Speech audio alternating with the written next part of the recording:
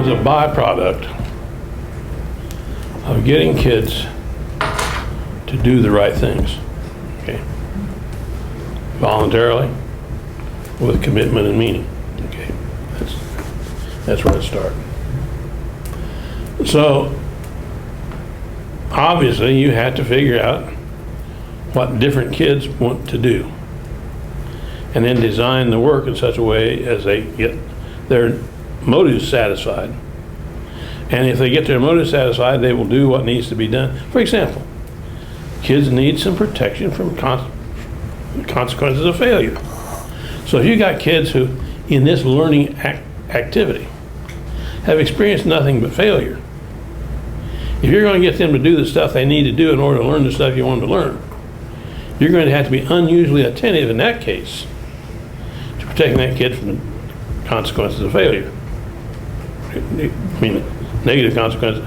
On the other hand, if you've got a kid who seldom fails, you don't have to worry about that nearly as much.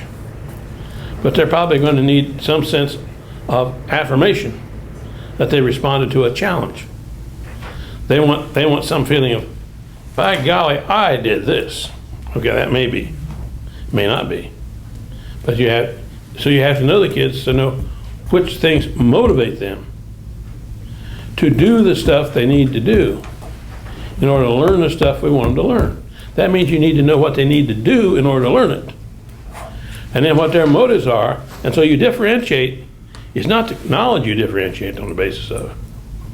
It's the motives you differentiate on the basis of. And you know, too often we assume that all kids come to us with the same motives, or we say they're unmotivated. I've never met an unmotivated child. Some aren't not motivated to do what I want them to do, and they're motivated by other things, but they are motivated. I've never seen a child not being motivated.